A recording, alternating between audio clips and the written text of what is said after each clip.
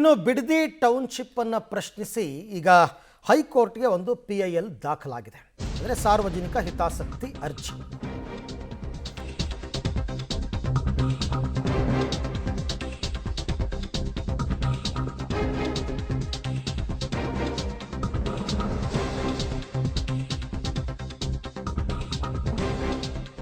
ಬಿಡದಿ ಟೌನ್ಶಿಪ್ಪನ್ನು ಪ್ರಶ್ನಿಸಿ ಹೈಕೋರ್ಟ್ಗೆ PIL.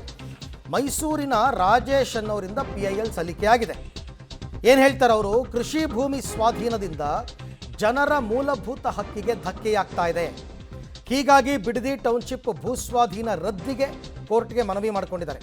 3 ಗ್ರಾಮಗಳ ಒಟ್ಟು 519 ಎಕರೆ ಸ್ವಾಧೀನಕ್ಕೆ ಅಂತಿಮ ಅಧಿಸೂಚನೆ ಸರ್ಕಾರ ಹೊರಡಿಸಿತ್ತು. ಕೆಂಪೈನಪಾಳ್ಯದ 384 ಎಕರೆ, ಮಂಡಲೆಹಳ್ಳಿಯ 71 ಎಕರೆ, ವಡೇರಳ್ಳಿಯ 63 ಎಕರೆ ಭೂಸ್ವಾಧೀನಕ್ಕೆ ಸರ್ಕಾರ ಮುಂದಾಗಿತ್ತು. ಹಾಗಾಗಿ ಈಗ ಇದೆಲ್ಲ ಕೃಷಿ ಜಮೀನು, ಬರಡು ಭೂಮಿ ಅಲ್ಲ. ಸುಮಾರು ಒಂದು 10 ಲಕ್ಷ ಮರಗಳನ್ನು ಬೆಳೆಸಿದ್ದಾರೆ. ಈಗ ಮರಗಳನ್ನೆಲ್ಲ ಮಾರಣ ಹೋಮ ಮಾಡಬೇಕು, ತೆಗಿಬೇಕು. ಆಮೇಲೆ ಫಲವತ್ತಾಗಿ ಬೆಳೀತಾ ಇದ್ದೀವಿ ನಾವಿಲ್ಲಿ. ತೆಂಗಿನ ಮರ ಇದೆ, ಅಡಿಕೆ ಮರ ಇದೆ, ಬೇರೆ ಬೇರೆ ಬೆಳೆಯನ್ನು ಬೆಳೀತಾ ಇದ್ದಾರೆ. ಅಂಥದನ್ನು ನೀವು ಏಕಾಏಕಿ ಭೂಸ್ವಾಧೀನ ಮಾಡ್ಕೋತೀವಿ ಅಂದರೆ ಹೆಂಗೆ ಅಂತ ಕೋರ್ಟ್ಗೆ ಮೊರೆ ಹೋಗಿದ್ದಾರೆ.